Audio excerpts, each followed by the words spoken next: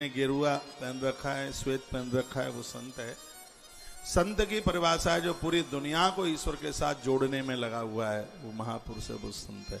चाहे वो घर में रहे, चाहे वो पेड़ में रहे, जंगल में रहे, वो कहीं भी रहे। हमारा और आपका कार्य यह होना चाहिए कि हम लोगों को भगवान से जोड़े, बच्चों को भगवान से जोड़िए, परिवार को ईश्वर से जोड़िए। एक दिन मैंने बोला है, अपने परिवार को शून्य मानिए, ईश्वर को एक मानिए। शून्य एक से अलग हो जाएगा तो शून्य की कोई वैल्यू नहीं है, और यदि वो शून्य एक से जुड़ गया है तो हर शून्य अपने आप में 10 गुना है, हर शून्य 10 गुना है। यदि उसके ऊपर एक है तो और एक हटा दो तो शून्य बटा शून्य क्या है, उसमें कुछ नहीं है। यदि उसके ऊपर एक लगा हुआ है, हर क्षण में आप 10 गुने हैं, तो क्यों नहीं अपने परिवार को भगवान से जोड़ दिया जावे, तो आप अनंत गुने हो जाओगे, दिव्य हो जाओगे, मैं खोलो विशेष हो जाओगे। बाल स्नेह शरणम पितरऊन संगनाथ सचागत मतमुचतो नभु।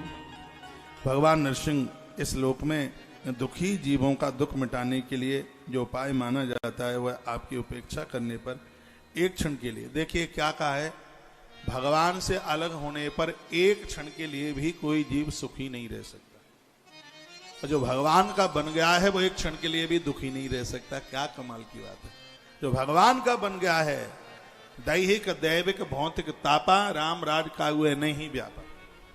तीनों प्रकार के दुख हैं, अध्यात्म आदि दैविक आदि भौतिक। ये त्रिविध ताप उसी समय मिट जाते हैं जब यह जीवात्मा परमात्मा का बन जाता है। प्रहलाद जी के ऊपर भगवान की बहुत बड़ी कृपा हुई है। तत्पश्चात स्त्री धर्म, मानव धर्म, गृहस्थ धर्म का वर्णन किया गया। दरवाजे से कभी कोई भूखा ना जाए उसे गृहस्थ धर्म कहते हैं। दूसरों की पीड़ा को देख करके रो पड़े, अपने आप को खपा दे, उसके लिए उसको मानव धर्म कहते हैं।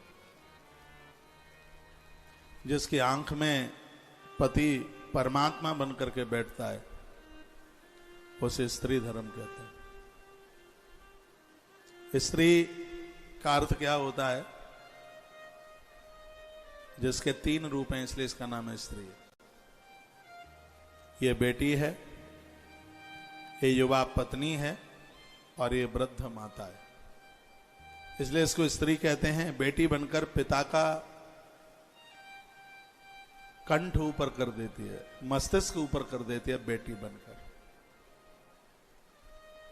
और पत्नी बनकर के पति की गर्दन ऊपर कर देती है, सास ससुर की गर्दन ऊपर कर देती है, और मां बनकर के बच्चों का भविष्य जागृत कर देती है। वो नारी है, वो स्त्री है। 3 काम करने के लिए परमात्मा को 3 रूप बनाने पड़ते हैं। जन्म देने के लिए ब्रह्मा, पालन करने के लिए विष्णु, और संस्कार देने के लिए शंकर शिव। उनका नाम शंकर इसलिए सम करोति सह शंकर। ये जगत में जितनी भी परपाटी बनी है, ये जितने भी संस्कार दिए, ये करना, ये मत करना, ये पूरा सब कुछ, ये विधान भगवान महादेव का लिखा हुआ है। जन्म से लेके मृत्यु तक इस धरती पर जो भी कुछ हो रहा है, यह पूरा का पूरा विधान भगवान शिव के हाथों से लिखा गया है। भगवान शिव ने बताया। ये जितने भी ये संबंध है, रिश्ते हैं, लोग कहते हैं कि यहीं ऐसे ही बन गए, नहीं ऐसे ही नहीं बन गए, इसके रचयिता भगवान महादेव। इन संस्कारों का वर्णन भगवान शिव ने किया है। एक गोत्र में विवाह मत करना, ये भगवान शिव कहते हैं। माता पिता ईश्वर हैं, भगवान हैं, ये भगवान शिव ने कहा है। माँ नाम दिया, पिता नाम दिया, ये सब भगवान शिव के नाम दिए गए हैं।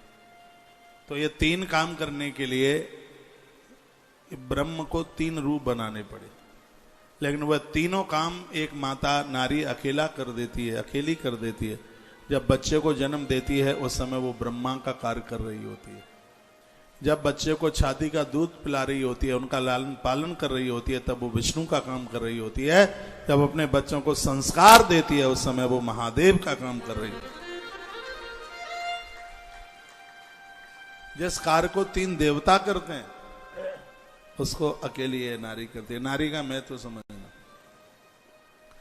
ये बच्चे को 2.5 किलो वजन 9 महीना पेट में रखती है, और इतना बड़ा ऐसा काम है, ये किसी के बस का काम नहीं है, ईश्वर के बस का काम नहीं है। दुनिया को तो आप छोड़िए। इसलिए मां से बड़ा, मां से पूज्य कोई दूसरा नहीं है। जो नारी की कदर नहीं जानता है तो 2.5 किलो की ईंट 10 घंटा अपने पेट से बांध करके दिखा दे, पता लग जाए। नारी के इस ऋण से आज तक कोई ऋण नहीं हो सकता। देवताओं के ऋण से यह जीव ऋण हो जाता है, प्रकृति के ऋण से ऋण हो जाता है, लेकिन कोई भी आज तक मां के ऋण से ऋण हो ही नहीं पाया। मां वाह। स्त्री धर्म का वर्णन किया गया है, नारी न होती संसार ही नहीं होता। और वह घर बड़े अच्छे लगते हैं जिन घरों में नारी दिखाई देती है। थोड़े समय के लिए नारी पियर चली जाए तो सब उजड़ा सा पड़ा रहता है, फूकनी कहीं पड़ी होती है, चिमटा कहीं पड़ा हुआ होता है। पुरानी कथा कह रहा हूं इसलिए चिमटा फूकनी की बात कर रहा हूं। हाँ, कढ़ाई कहीं पड़ी होती है, पतीला कहीं पड़ा होता है, कुकर बेचारा मक्खियों की चपेट में आ गया है क्योंकि वो देवी है ही नहीं घर में। घर को क्या शालीनता के साथ आगे बढ़ा कर लेकर के चलती है, वो मात्र शक्ति है। ऐसे स्त्री धर्म का वर्णन किया गया है, जो सबको तारने में बहुत आगे खड़ी हुई है, वो नारी है, वो स्त्री है। तीनों धर्मों का वर्णन किया गया। और यही श्रीमद् भागवत का 7वां स्कंद जो कल से चल रहा है पूरा कर देते हैं। होता तो नहीं है, कर देते हैं। एक बार बोलिए ओम हरे नमः, ओम हरे नमः। लेकिन जब मैं ये कहूं कि होता तो नहीं है तो भाई आशीष आप ये ना सोचना कि महाराज ने कथा छोड़ दी है। कथा तो इसका तो विस्तार 9 दिन की कथाएं 90 दिन भी चलती रहे। यदि ये कथा पूरी हो जाएगी तो भगवान की कथा होगी ही नहीं। हरि अनंत हरि कथा अनंता, जिंदगी भर बोलते रहिए, जिसके लिए विचारते रहिए। हमारा मन बुद्धि चित्त अहंकार वहां तक पहुंच ही नहीं सकता। वो हमेशा पूर्ण है, जीवन भर बोलते रहो, उसकी कथाएं कभी भी पूरी नहीं हो सकती। इसलिए भगवान की कथाएं, ईश्वर की कथा। कबीर साहब तो कहते हैं कि पूरे सरताओं की आप स्याही बना दो और तरवरों का, तरु तो जानते हैं ना, वृक्षों की कलम बना दें और मही को कागज बना दें। मही मीन्स धरती, धरती का कागज बना दें और उसके ऊपर भगवान के लेख लिखे जाएं। लेकिन धरती कम पड़ जाएगी, स्याही कम पड़ जाएगी, कलम कम पड़ जाएगी, भगवान के यशोगान इतने पर भी पूरे नहीं लिखे जा सकते। भगवान तो अपार है, उसकी शक्ति और सामर्थ्य किसी भी तराजू में उसको न तोला जा सकता, न उसको मापा जा सकता। तो मानव धर्म, वर्ण धर्म, स्त्री धर्म इत्यादि इन धर्मों का वर्णन किया गया। ब्रह्मचर्य, वानप्रस्थ आश्रमों का, संन्यास आश्रम का, इन सब का विस्तार पूर्वक वर्णन किया गया है। गृहस्थम एताम पदवीम विदनाम येन चांजसा यात देवर्षि ब्रूहि माद्रसो ग्रह मूढ़धि। देवसी नारद जी को धर्मराधिष्ठन ने पूछा था कि मेरे जैसा ग्रह आसक्त गृहस्थ बिना विशेष परिश्रम के इस पद को किस साधना से प्राप्त कर सकता, आप कृपा करके। अब इसमें पूछा है कि यदि कोई व्यक्ति गृहस्थी है तो गृहस्थ में रहता हुआ भी वो भगवान को कैसे प्राप्त कर सकता है। 5वें स्कंद में मैंने कथा कह दी है, बता दिया है, घर में रहो लेकिन ध्यान ऐसे भगवान का रखो जैसे विदाउट व्यक्ति रेल में टीटी का ध्यान रखता है।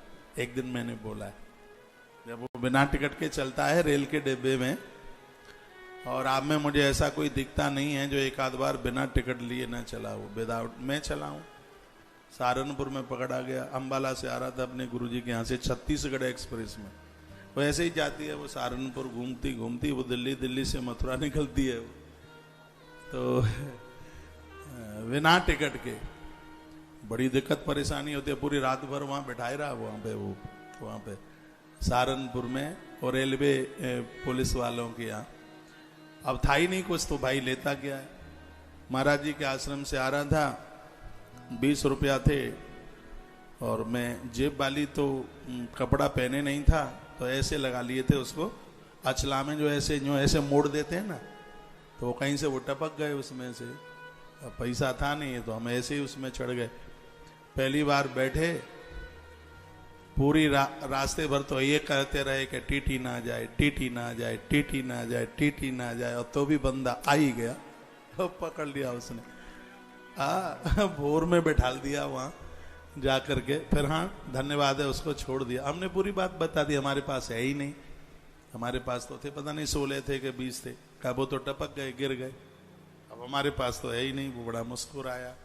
लेकिन अनुभव तो है ही कि बिना टिकट लिए रेल में बैठो तो टीटी बहुत याद आता है। संसार भी एक रेल का डिब्बा ही है, तो जैसे माथे में टीटी ऐसे माथे में भगवान याद आ जाए, ग्रस्त में भी कल्याण।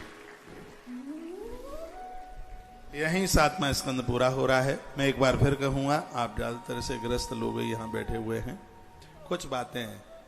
क्या बातें हैं मैं बोल दूं, ये आप लिख लें। इसको सटकर्म कहते हैं, इसी में आनंद हो जाएगा। 6 काम रोज करो, इसको बिल्कुल छोड़ना मत, इसको पानी की तरह पी जाओ। सबसे पहला काम है कि जैसे आप बिस्तर छोड़ते हैं तो सीधे आप खड़े होके भागिए मत। ऐसा नहीं कि पेट में प्रेशर बने और आप भागें बाथरूम की तरफ। 10 मिनट पहले आप रीढ़ की हड्डी सीधे करके नेत्र बंद करके थोड़ी देर बैठिए, चाहे आप स्त्री हैं चाहे पुरुष। थोड़ा सा बैठिए और कुछ नाम भगवान के लीजिए। पहला काम है प्रातः जागे तो भगवान का नाम, बा से मुंह, बिना कुछ खाए पिए, बिना मुंह धुए हुए भगवान का नाम लीजिए। 4 नाम मैं बता देता हूं, जो जागते समय उनका नाम लीजिए। आपकी आराधना, आपकी साधना बढ़ेगी। 4 नाम पुण्य श्लोक में आते हैं। पुण्य श्लोको नलो राजा, पुण्य श्लोको जनार्दना, पुण्य श्लोको च वैदेही, पुण्य श्लोको युधिष्ठिरा। ये 4 है। ये रोज बिना नहाए हुए बिस्तरा छोड़े तब आप 4 नाम लीजिए। पहला नाम है नल राजा की जय हो। जो नल का नाम लेंगे कलयुग उनके ऊपर हावी नहीं होगा। दूसरा नाम है नारायण भगवान की जय हो। जो नारायण का नाम लेंगे उनके घर में रोटियों की कमी नहीं आएगी। तीसरा नाम है जानकी मैया की जय हो। जो सीता माई का नाम लेंगे उनकी बुद्धि कभी कमजोर नहीं होगी। और चौथा नाम है युधिष्ठिर राजा की जय हो। जो युधिष्ठिर का नाम लेंगे वो कभी अधर्म के रास्ते पर पांव नहीं रखेंगे। तो 6 कामों में जो सबसे पहला काम है वो ये है कि भगवान का नाम नित्य लीजिए, रोज लीजिए। पहला काम हो गया। नित्य कर्म क्रिया करते हुए लैट, बाथरूम, नहाना धोना, स्नान करना, ये रोज का काम है। और मैं बहुत आग्रह पूर्वक निवेदन करना चाहूंगा, जो नहाने वाली बात कही है, हमारे ग्रंथ कहते हैं 1000 काम करने से पहले स्नान कीजिए। बिना नहाए फूल नहीं तोड़े जाते, बिना नहाए तुलसी नहीं तोड़ी जाती, और बिना नहाए चूल्हा चौके में भी प्रवेश नहीं किया जाता बिना स्नान किए। लेकिन आप में आदि से माता ऐसी हैं कि रात्रि का झंगा झोला पहन करके और पहला काम और आप चाय बनाने वाला ही करते हैं, टॉयलेट बाथरूम करके। और बहुतों के तो मुंह में टूथपेस्ट ही लगा होता है और वो चूल्हा जला देती हैं। चाय बनाते हैं, कुछ दूध डालती हैं उसमें, कुछ पानी डालती हैं, कुछ मुंह का मटेरियल भी डाल देती हैं उसमें। होता है। पति कहता है बाहर से थोड़ा अदरक ज्यादा डाल देना, जब उसको फिर बोलना पड़ता है, जब बोलती है तो मटेरियल टपकता ही है उसमें। इतने पावन बनिए, इतने पवित्र बनिए। सतम व्याय भुक्तव्यम सहस्रम स्नान माचरित। ध्यान से सुने, 1000 काम करने से पहले आप नहाइए। हम लोग करते नहीं है ये, हम लोग करते हैं। आप तो प्रातः जागते हैं, आधे से ज्यादा घंटा आप व्हाट्सएप चेक करने में लगाते हैं, फेसबुक चेक करते हैं, व्हाट्सएप चेक करते हैं, तमाम तरह की बातें, इधर उधर के फोन फान। आपके पास में इतने काम सुबह दुनियादारी के लिए होते हैं, लेकिन नहाने के लिए आपके पास समय नहीं होता। पत्नी तुमसे 10 बार कहती है अब नहा लो ना, अब नहा लो, 8:30 हो गए। अरे चुप, नहा लेंगे नहा लेंगे। अरे नहा लो ना, 9:45 बज गए। अरे मेरा माथा मत खा, नहा लेंगे। माताएं बहुत जोर देती हैं, और वो जोर देने वाली माता आप में भी बैठी होंगी। तो आप स्त्री और पुरुष कोई भी हैं तो भगवान का नाम लेने के तत्पश्चात सबसे पहले मल विसर्जन के लिए जाइए। भले ही मन नहीं हो रहा है, हमने ग्रंथों में पढ़ा है जो मल त्यागने के लिए नहीं जाते हैं और सीधे नहा लेते हैं, उन्हें कोई भी व्रत करने का फल नहीं मिलता। दांत मांजना, मल विसर्जन करना, ये नित्य के कार्यों में से एक है। आप बीमार हैं यदि पेट साफ नहीं होता है तो, आप बीमार नहीं हैं उसकी ये 3 पहचान है। छूने पर तलवे रहे गरम, पेट रहे नरम और माथा रहे ठंडा। ये आपके ये बताता है कि आप निरोगी हैं, आपको कोई रोग नहीं है। तलवा गरम, पेट नरम और माथा ठंडा। तो ये पेट ही तो ऐसा है जिसमें से 2 चीजें पैदा होती हैं पेट में से, एक है बीमारी और एक है बेईमानी। इसलिए पेट को ठीक रखिएगा। रात्रि को थोड़ा टाइम से सो जाएं। आजकल तो मैं भी नहीं सो पा रहा हूं टाइम से, पर यहां से जाने के बाद एक टाइम बनाऊंगा। अब इसलिए नहीं सो पा रहा हूं, आयोजक परिवार के लोग बैठे रहते हैं। अब ठीक है, राम नाम की लूट है, लूट सके तो लूट। फिर 25 तारीख को ये चले जाएंगे, फिर क्या खाओगे? ककड़ी और फूट। थोड़ा सा मिल गया है टाइम, 11 तो रोज बज ही जाता है। फिर भी भोर में जगने का अपना टाइम एक निश्चित है, उस टाइम पर जगना ही है। कोई ऐसी तकलीफ हो नहीं रही है। कुछ मोबाइल के चार्जर ऐसे आ रहे हैं कि वो मोबाइल को बहुत कम यूज बिजली में ही वो उसको फुल चार्ज कर देते हैं। तो मुझे तो 2-2.5 घंटा भी 3 घंटा सोने को मिल जाए, 24 घंटे में से 3 घंटा मिल जाए तो बैटरा फुल चार्ज हो जाता है। कोई दिक्कत नहीं होती है, कोई परेशानी नहीं होती। सहस्रम स्नान माचरित, 1000 काम करने से पहले ये नित्य में आदत डाल लीजिएगा। नहाने का एक टाइम आप सेट कर लें। जो 6 कर्म बताए हैं उसमें स्नान को एक स्थान दिया गया है। एक ऐसा अपना भारत है, अपना एक ऐसा भारत है जहां शुद्धता के लिए स्नान किया जाता है। बहुत ऐसे देश हैं, पेरिस, रात के 12 बजे लोग नहाते हैं वहां, स्त्री पुरुष। आधी रात्रि को वहां पर लोग नहाते हैं, क्योंकि वो तो चमड़ी चमकाने के लिए। पूरी दुनिया को लेड साफ करना हमारे हिंदुस्तान ने सिखाया है, नहीं तो वो कागज से पोंछ करके फेंकने वाले लोग थे। ये हमारे भारत ने यह सिखाया है। बायां हाथ मल धोने के लिए ईश्वर ने दिया है, इसको प्रयोग में लीजिएगा उसको। आजकल तो वो सिस्टम कुछ ऐसे चले हुए हैं, क्या बोले। यदि मैं आपको बोल दूं आप मुझे पागल मानेंगे, लेकिन मैं पागल नहीं हूं। ये बात मुझ जैसा आदमी ही बता पाएगा। 1000 बीमारियां शरीर की खत्म होती हैं जब मल विसर्जन करते समय हाथ वहां तक लगाया जाता है। लेकिन आज का यह नया जमाना, पूजा पाठ का कोई फर्क नहीं है, कोई है ही नहीं, कोई शुद्धि ही नहीं है। आप इंग्लैंड में नहीं जन्मे, आप हिंदुस्तान में जन्मे। पूरी दुनिया को रोटी खाना भारत ने सिखाया है, मल साफ करना भारत ने सिखाया है। ऐसी संस्कृति नहीं है किसी के पास। आप कितने भी ऊपर चले जाए, आपकी कितनी भी ग्रोथ हो जाए, लेकिन अपने सदाचार को कभी भी मत भूलना। जिस दिन आप व्रत करते हैं उस दिन हाथों से मिट्टी जरूर लगाना, क्योंकि साबुन से हाथ साफ होता है, साबुन से हाथ पवित्र नहीं होता। पवित्र तो हाथ मिट्टी लगाने से, मृद कणिका लगाने से ही हाथ साफ होते हैं। लोग कहते हैं हम 40 साल से सुंदरकांड कर रहे हैं, हमें तो कुछ मिला ही नहीं। क्या खाक मिलेगा? हुआ क्या मिलेगा उसको जहां सदाचार ही नहीं है बिल्कुल भी।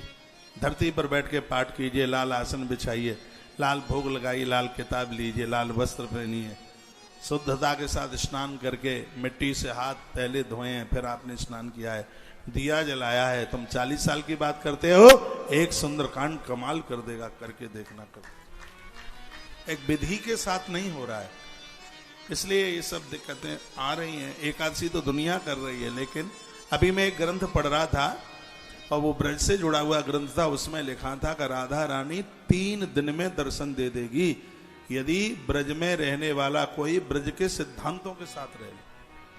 उसमें उसके सिद्धांतों का जिक्र किया गया। लोग तीर्थों में जाते हैं, हरिद्वार जाते हैं, ऋषिकेश जाते हैं, देहरादून और हरिद्वार में रहने में दोनों में कोई अंतर ही नजर नहीं आता है। जैसे अपने देहरादून में रह रहे थे वैसे ही वो हरिद्वार में रह रहे हैं, कोई अंतर नहीं है 1% का भी। तो फिर कहां से कल्याण होगा? कोई अंतर मालूम पड़ता ही नहीं है। अपने सदाचार को जिंदा रहने दीजिए। तो आप दुनियादारी के जो काम करते हैं उससे पहले आप स्त्री पुरुष आप कोई है, आप भोर में आप नहा के तो देखिए, पेट में गैस नहीं बनेगी। जो स्नान करके ही अन्न खाते हैं, दूध दही मठा छाछ आप बिना नहाए पी लेते हैं, कोई बात नहीं है। लेकिन जब अन्न की बात आती है तो वह पेट में तब ही जाना चाहिए जब आपका स्नान हो गया। कितना सुंदर लिखा है, सतम व्याय भोक्तव्यम सहस्रम स्नान माचरित।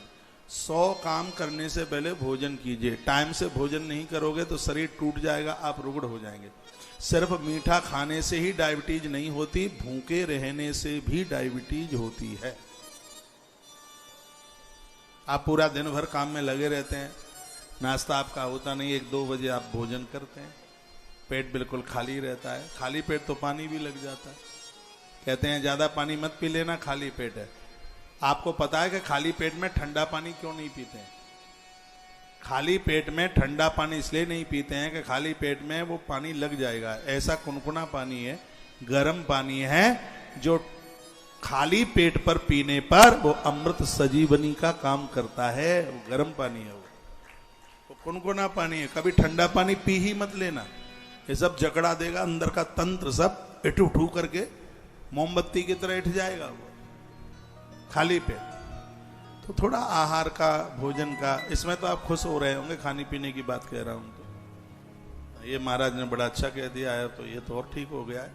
अब तो पत्नी को रिकॉर्डिंग सुनाई देंगे कि महाराज ने कहा कि सुबह नाश्ता जल्दी बनना चाहिए। पर महाराज ने यह भी तो बोला है कि सुबह जल्दी नहाना चाहिए, उसकी भी रिकॉर्डिंग कर लेना। 1000 काम करने से पहले स्नान, सहस्रम स्नान माचरेत, 1000 कामों को करने से।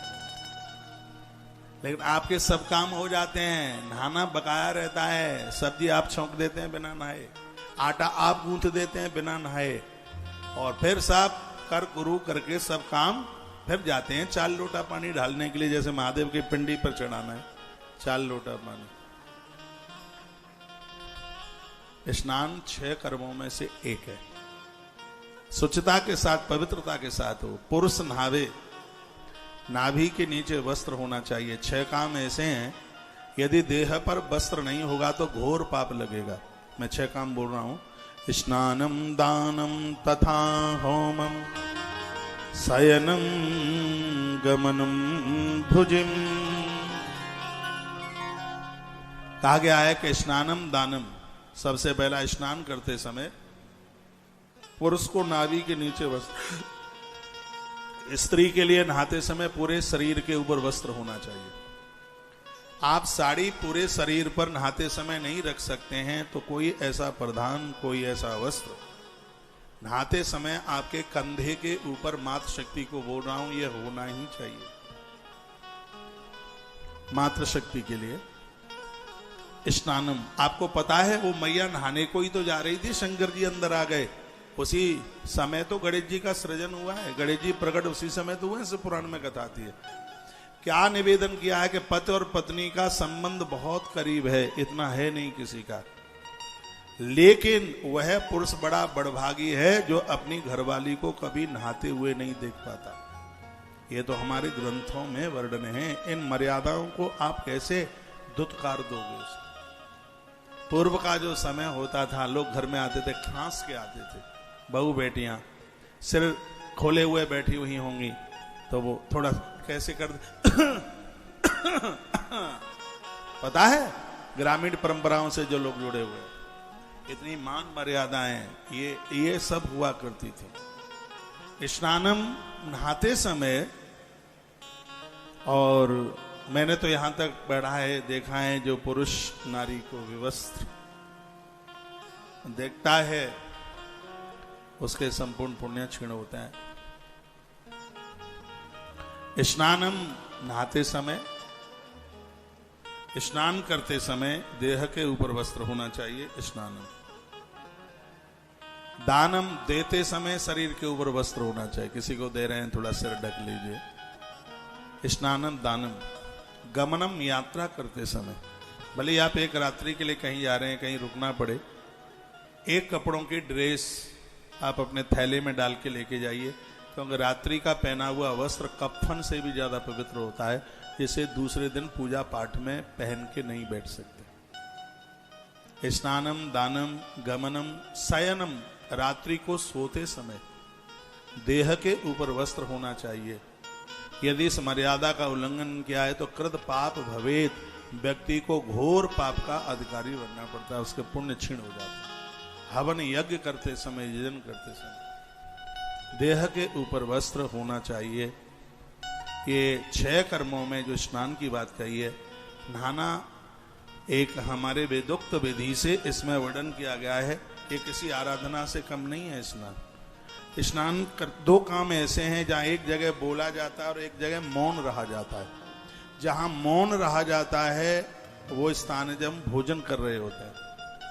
खाते समय बिल्कुल मौन रहिए, वैसे तो पूरा दिन भर जीभ कुचुर कुचुर करती ही रहती है, खाते समय इसको एक 10 मिनट के लिए इसको थोड़ा विश्राम मिल जाए। खाते समय ऐसा ग्रंथ कहते हैं कि जो खाते समय जो बोलता है उसका भोजन का ग्रास है कीड़ा मकोड़ा बन जाता है उसको। भोजन करते समय मौन रहिए और नहाते समय बोलिए, स्नान करते समय कोई कीर्तन बोलिए, नदियों का नाम लीजिए, गंगा जी का नाम लीजिएगा, कुछ न कुछ भगवत नाम कीर्तन कीजिए। एक बार मैं पंजाब में था कहीं, थोड़ा टाइम सा हो गया है, एक बाथरूम में से आवाज आ रही थी, मेरा मुंडा बिगड़ा जाए, मेरा मुंडा बिगड़ा जाए। वो नहा रहा था और गा रहा था। अब मुंडा तो बिगड़ेगा ही। स्नान करते समय आपकी जिह्वा पर कुछ नदियों के, तीर्थों के कोई कीर्तन हो, उस समय आपके 3.5 करोड़ रोमों में से वो जल अंदर प्रवेश करेगा, आपका हृदय पटल इतना पवित्र हो जाएगा, उस पर बिहारी जी आकर के बैठ जाएंगे। भगवत नाम उच्चारण करते हुए साधु लोग स्नान करते हैं, तमाम नदियों के नाम ले देते हैं।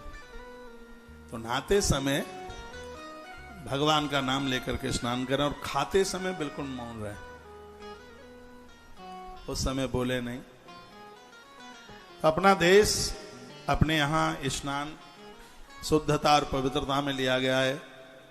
बताते हैं कहीं किसी गमी में गए हैं, किसी की देहली पर गए हैं, आते वस्त्र सहित नहाइए, ऐसा वर्णन है। किसी के दरवाजे पर उठावनी में गए हैं, सूतक पातक में गए हैं, शुद्धि तब मिलती है जब वस्त्र सहित नहाया जाता है। जिसके अंगों को कुतरा चाट गया है उन लोगों को तभी ही शुद्धि मिलती है जब कपड़ों सहित डुबकी लगाई जाती है, छुटिया तक नहाया जाता है। कुतरा जानते हैं? हाँ, वही डॉगी, आपका सुल्तान। लेकिन कुतरा कल्चर ऐसा चल के आया है, जब तक कुत्ते से मुंह न चटवा लें तब तक तो चैन ही नहीं पड़ता है बिल्कुल भी। बड़ा ध्यान रखते हैं उसका। मम्मी पापा का इतना भले ही ध्यान ना हो, लेकिन मोंटी का ध्यान बहुत ज्यादा रखता है। दादी मां को बैठा लो कहीं। बोलिए बांके बिहारी लाल की जय हो, श्री हनुमान जी महाराज की जय हो, आज के आनंद की जय हो। तो पहला काम है भगवान का नाम, दूसरा स्नान, तीसरा काम है भले ही 10 मिनट के लिए अपने घर के मंदिर में बैठे और रोज बैठिए, क्योंकि जिनके घर में मंदिर में श्रद्धा नहीं है उनको 4 धाम का कुछ भी नहीं मिलता। पहले अपने घर में जहां आपने मंदिर बनाया है वहां आप बैठिए। महर्षि वाल्मीकि जी को राम जी ने पूछा कि हम कहाँ रहें, तो उन्होंने कहा कि जिन घरों में घर का एक एक व्यक्ति घर में बने हुए मंदिर में प्रणाम करता है, भगवान आप अयोध्या रहना भले ही भूल जाना, लेकिन उन लोगों के घर में वास करना आप न भूलना।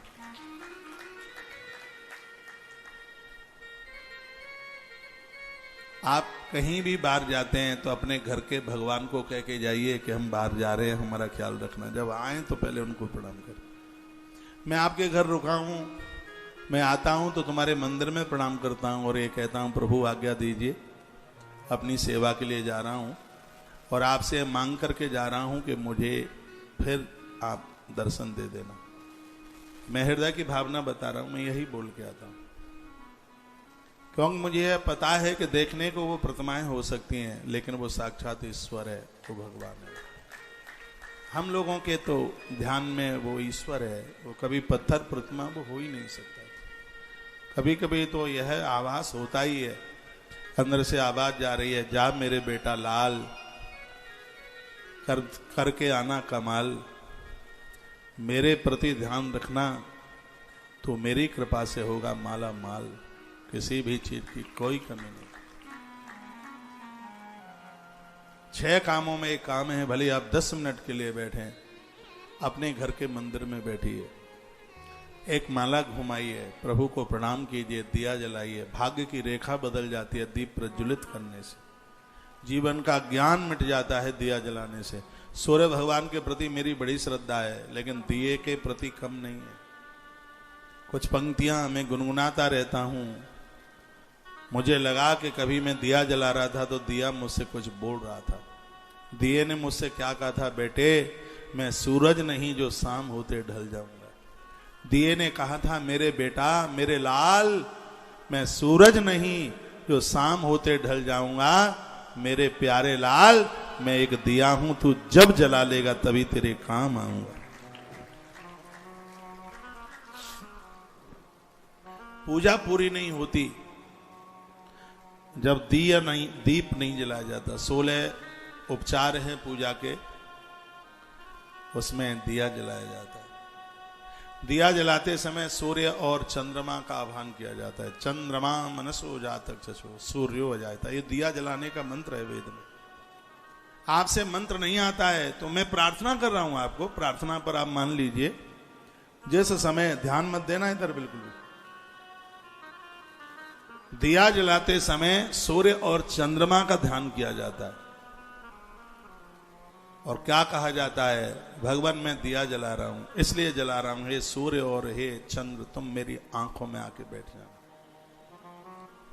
हे सूर्य देवता तुम मेरी आंखों में बैठोगे तो मैं पाप दृष्टि से किसी को नहीं देखूंगा। हे चंद्रमा तुम मेरी आंखों में बैठोगे तो मैं क्रोध दृष्टि से किसी को नहीं देखूंगा। ये दिए से प्रार्थना की जाती है, उस समय सूर्य और चंद्रमा का ध्यान किया जाता है। दिया जला करके लोग क्रोध को और वासना को दोनों को जीत लेते हैं। ये जो भी 16 उपचार से जो पूजा होती है, इसमें हर चीज का प्रभाव है। हम चावल को अक्षत कहते हैं। अक्षत का मतलब है जो टूटा नहीं।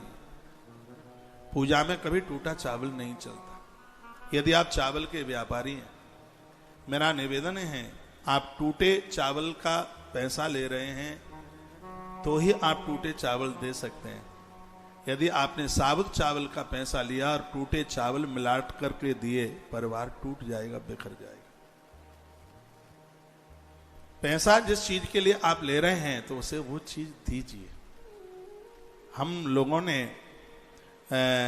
एक वैश्य है तुलाधार वैश्य, महाभारत में कथा आती है इसकी, 1 मिनट में सुना दूं, यहाँ वैश्य लोग काफी बैठे हैं। तुलाधार वैश्य की कथा आती है महाभारत में। कथा इस प्रकार से हुआ है कि एक महात्मा ने तप किया। महात्मा था जाबाली, जहां पर तप किया था उस स्थान का नाम आज जबलपुर पड़ गया।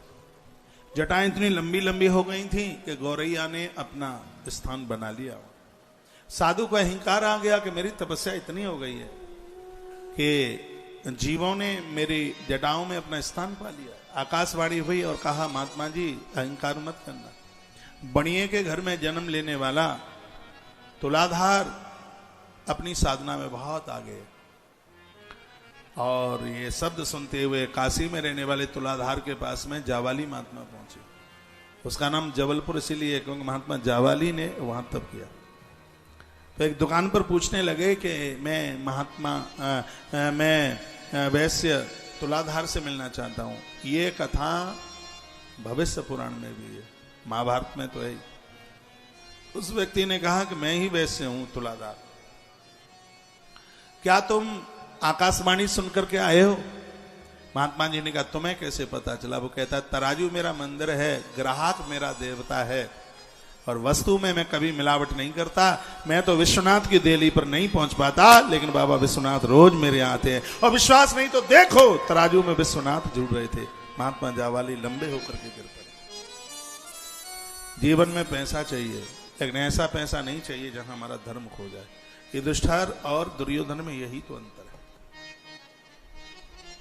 जो भगवान के श्री चरणों में आया है, किसी भी चीज की कोई कमी नहीं रहती। व्यापार भी ऐसा कीजिए, डंके की चोट 2 रुपया ज्यादा लीजिए भाव में, आपका ईमान आपको इतनी खुशियां देगा कि आप विचार में पड़ जाएंगे कि ईश्वर ने कितना आनंद दिया।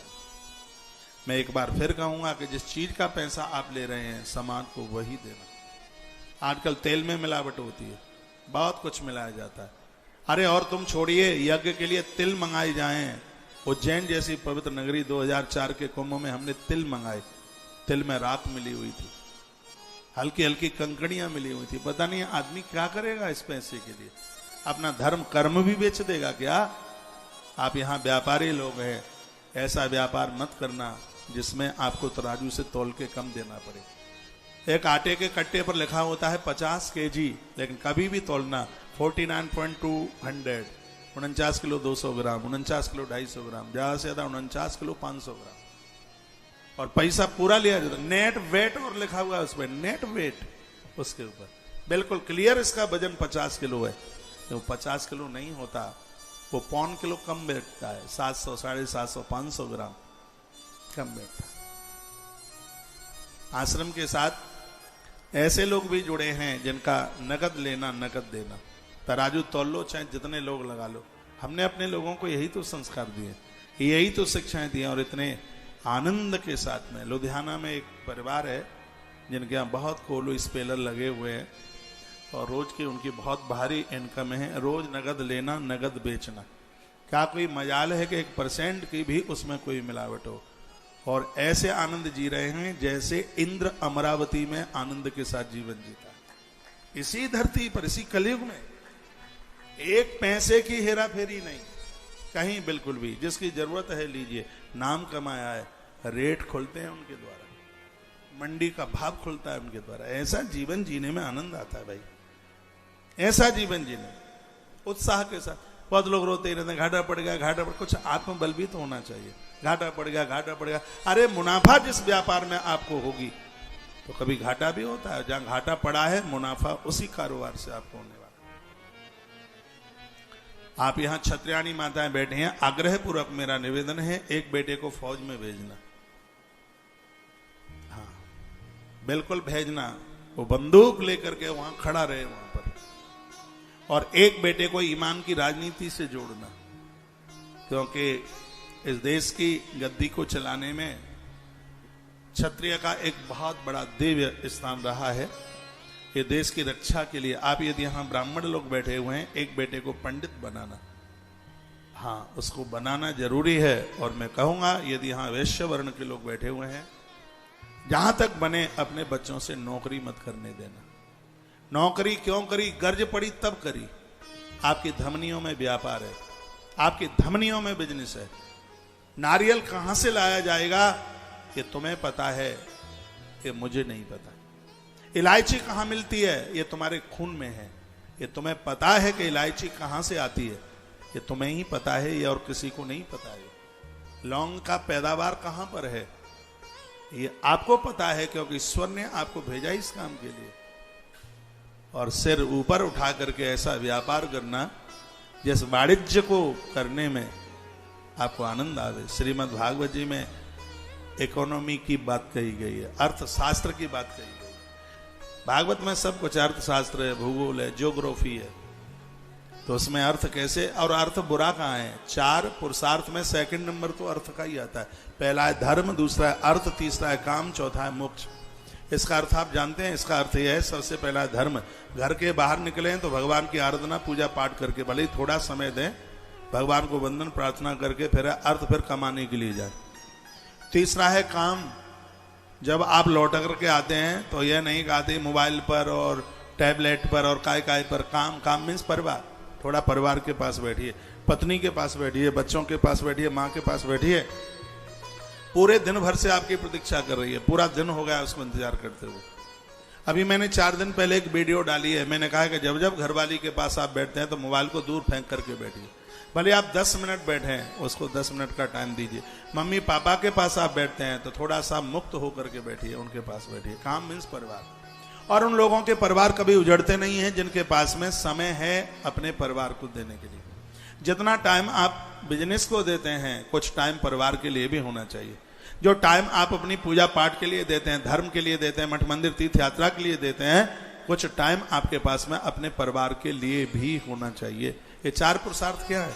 4 पुरुषार्थ यही है कि सुबह पहले भगवान की पूजा पाठ करके अर्थ फिर कमाने के लिए जाइए, और फिर समय से अपने बच्चों के पास परिवार के लिए समय से लौट करके आइए, और उसके तत्पश्चात मोक्ष रात्रि सोने के लिए दिए। पटक दो मोबाइल दूर, 3 फीट दूर मोबाइल रखिए। बहुत लोग छाती पर मोबाइल रख करके सोते हैं, और आपकी 6 घंटे की 7 घंटे की नींद पूरी होनी चाहिए। आपने तो मोक्ष का अर्थ समझ लिया है कि मरने के बाद वहां आलीशान कोई मकान भवन बनेगा। ये चारों पुरुषार्थ इसी मृत्यु लोक में घटित होने चाहिए। रात्रि को बिना टेंशन के सोइए, किसी भी प्रकार का टेंशन नहीं। मेहनत आप कीजिए, परिणाम भगवान के ऊपर छोड़ दीजिए। सबसे बड़ा मोक्ष यह है कि आपको टैबलेट लेकर के नहीं सोना पड़ता। जैसे आप बिस्तर पर पहुंचते हैं और शीघ्र ही निद्रा देवी आपका वर्ण कर लेती है, निद्रा देवी पधारती है और आप आराम से सोते हैं। ये हैं 4 पुरुषार्थ। कुछ ऐसा जीवन जिया जावे तो जिंदगी जीने में आनंद आता है। एक बार जयकारा लगाइए, बोलो भक्तवत्सल भगवान की जय, श्री हनुमान जी महाराज की जय। मैं लौटाकर आपको उन्हीं 6 सूत्रों में लेके आ रहा हूं। पहला है भगवान का नाम, दूसरा स्नान, तीसरा है मंदिर में जितनी देर, थोड़ी देर भी आप बैठें, अपने घर के मंदिर में बैठिए। और अगली बात फिर कही गई है वो ये है कि आपके चूल्हा चौके से जो रोटी बनती है वो गौ माता के लिए चंदिया निकालिए, पहले वृद्धों को दीजिए, उन्हें परोसिए। और फिर अगली बात कही है चींटियों को, कबूतरों को, पंछियों को, इनको डालिए। ये सटकर्म तो व्यक्ति को रोज करने चाहिए। एक गृहस्थ का धर्म है, 6 काम रोज करे। एक बार फिर रिपीट कर रहा हूं। सबसे पहले भगवत नाम, दूसरा स्नान, 2 हो गए। तीसरा है अपने मंदिर में बैठकर भगवत आराधना, भगवान की पूजा, 3 हो गए। चौथा है गौ माता के लिए रोटी। 5वां है अतिथि के लिए भोजन, कोई मेहमान आया है। कुत्ता पालना ठीक नहीं है, लेकिन कुत्ते को खाने को देना बहुत ज्यादा शुभ है। जो कुत्ते को खाने के लिए देते हैं उनके घर के ताले नहीं टूटते, उनका पैसा बाजार में नहीं मारा जाता। कुत्ते को देना कुछ इतना बढ़िया है। ये भैरों का गढ़ है, ये स्वान, इसको पालना ठीक नहीं है। हाँ, इसको देना ठीक है। उसको कुछ खिलाइए, उसको कुछ दीजिए, ये करे 6 कर्म। फिर तो ग्रस्त ठीक, ग्रस्त एताम पदमीम विदना येन चांजसा, ऐसी ग्रस्त की वो पदवी बड़ी अद्भुत है। युधिष्ठिर राजा ने पूछा था कि मैं ग्रस्त में हूं, क्या मैं भगवान का कैसे उन्हें प्राप्त कर सकूं? तब देवसी नारद जी ने कुछ बातें बताई हैं, और वही बातें मैंने आपके बीच में रखी हैं। आइए 7वां स्कंद पूरा होता है। एक बार बोलिए ओम हरे नमः। ओम हरे नमः। अब हम श्रीमद् भागवत के 8वें स्कंद में प्रवेश करते हैं। बोलिए ओम नमो भगवते वासुदेवाय। ओम नमो भगवते वासुदेवाय। आइए 2 पंक्तियां भगवान के चरणों में समर्पित करेंगे। भगवान तेरी पूजा आराधना और साधना के लिए मैंने अपने मन को मंदिर बना दिया है, और एक बार मेरे मन मंदिर में आप आकर विराजित हो जाइए। तेरे पूजन को भगवान बनाया मैंने मंदिर आलीशान। भगवान एक बार आप पधारें और मेरे हृदय मंदिर में आकर के आप विराजित हो जाइए। स्वर्ग तेरे पूजन को भगवान बना मन मंदिर आलीशान। तेरे पूजन को भगवान बना मन मंदिर आलीशान। बना मन मंदिर आलीशान। बना मन मंदिर आलीशान। बना मन मंदिर आलीशान। बना मन मंदिर आलीशान। तेरे पूजन को भगवान बना मन मंदिर आलीशान। तेरे पूजन को भगवान बना मन मंदिर आलीशान।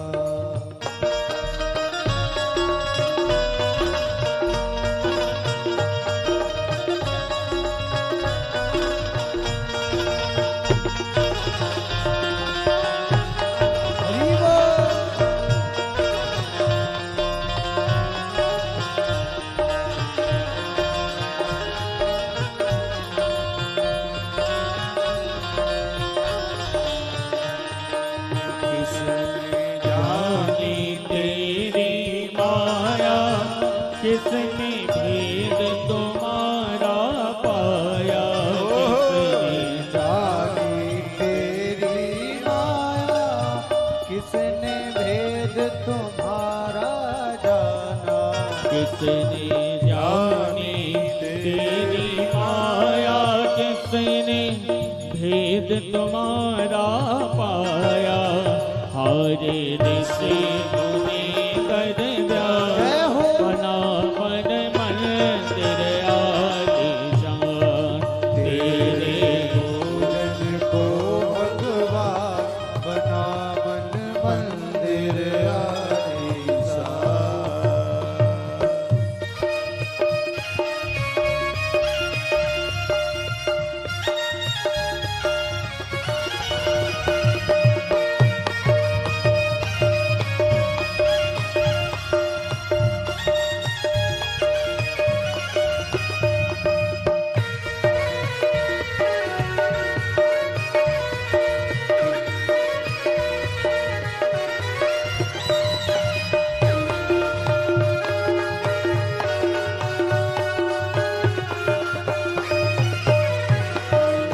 तू ही जल में, तू ही थल में, तू ही मन में, तू ही वन में, तू ही जल में, तू ही थल में, तू ही मन में, तू ही वन में। तू ही जल में, तू ही थल में, तू ही मन में, तू ही वन में। तेरा रूप अनूप महान, बना मन मंदिर आलीशान। तेरे पूजन को भगवान, बना मन मंदिर आलीशान।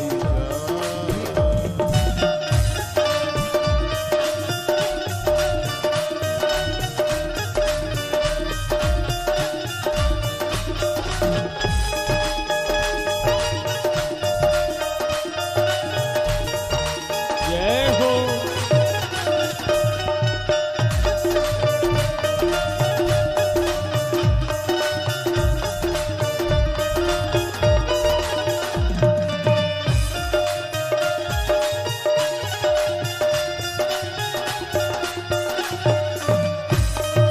तूने राजा रंग बनाया, तूने भिक्षुक राज बिठाया। तूने राजा रंग बनाया, तूने भिक्षुक राज पठाए। तूने राजा रंग बनाए, तूने भिक्षुक राज बिठाए। तूने राजा रंग बनाए, तूने भिक्षुक राज बिठाए। तेरी लीला अजब महान, बना मन मंदिर आलीशान। तेरे पूजन भगवान, बना मन मंदिर आलीशान।